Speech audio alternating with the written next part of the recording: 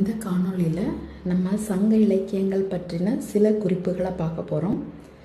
சங்க இலக்கியங்கள் செவ்வியல் இலக்கியங்கள் என்றும் அழைக்கப்படுகிறது.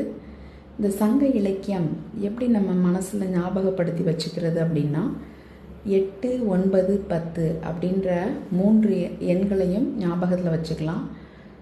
ஸோ என்ன அதுக்கு குறிப்பு அப்படின்னு பார்த்தீங்கன்னா, சங்க இலக்கியம் அப்படின்னு எழுதி அதில் உள்ள எழுத்துக்களின் எண்ணிக்கையை பார்த்தோன்னா 9 வருது. ஸோ அதனால் சங்க இலக்கியங்கள் 8 தொகையும் 10 பாட்டும் சங்க இலக்கியங்கள் அப்படின்னு குறிப்பிடப்பட்டிருக்கு.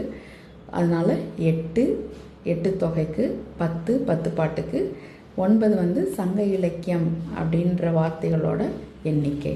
ஸோ இந்த 8 தொகையில் இருக்கக்கூடிய நூல்கள் 8ம் என்ன அப்படின்னா, நற்றிணை, குறுந்தொகை, ஐங்குறுநூறு, பதிற்றுப்பத்து, பரிபாடல், கலித்தொகை, அகநானூறு, புறநானூறு. இதை ஈஸியாக நம்ம எப்படி மனசில் ஞாபகம் வச்சுக்கிறதுன்னா, ஒரு சின்ன பாடல் மூலமாக ஞாபகம் வச்சுக்கலாம். அந்த பாடல் என்ன அப்படின்னா, நற்றிணை, நல்ல குறுந்தொகை, ஐங்குறுநூறு, ஒத்த பதிற்றுப்பத்து, ஓங்கு பரிபாடல், கற்றறிந்தார் ஏத்தும் களியோடு அகம் புறம் என இத்திருத்த 8 தொகை அப்படின்ற இந்த பாடல் மூலமாக நம்ம அந்த 8 தொகை நூல்களையும் மனசில் ஞாபகம் வச்சுக்கலாம். அடுத்தது 10 பாட்டு. 10 பாட்டில் 10 நூல்கள் இருக்குது. இதை எப்படி ஞாபகம் வச்சுக்கலாம் அப்படின்னு பார்த்தீங்கன்னா,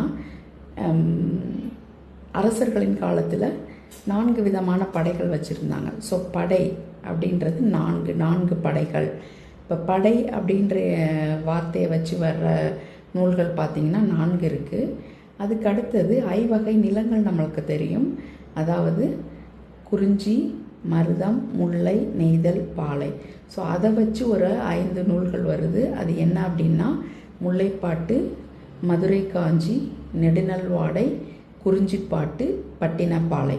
ஸோ குறிஞ்சி அப்படின்னு எடுத்துக்கிட்டோன்னா, குறிஞ்சி நில வகை மலையும் மலை சார்ந்த இடமும்.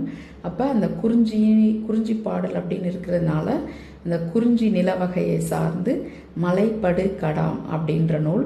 ஸோ மொத்தம் 10 நூல்கள் இந்த 10 பாட்டில் இருக்குது. இந்த 8 தொகையும் 10 பாட்டும் 10 மேற்கணக்கு நூல்கள் அப்படின்னு குறிப்பிடப்படுகின்றது. 10 அப்படின்னா 18 அப்படின்னு அர்த்தம். மொத்தம் நம்மளுக்கு 8 தொகையில் உள்ள 8 நூல்களும் 10 பாட்டில் உள்ள 10 நூல்களும் சேர்த்து 18 நூல்கள் இருக்குது.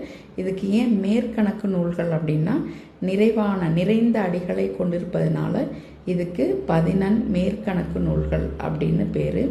இதோட வேறு பெயர் என்ன அப்படின்னா தொகை நூல்கள். இது தொகுக்கப்பட்ட இடம் அப்படின்னு பார்த்தோன்னா மதுரை.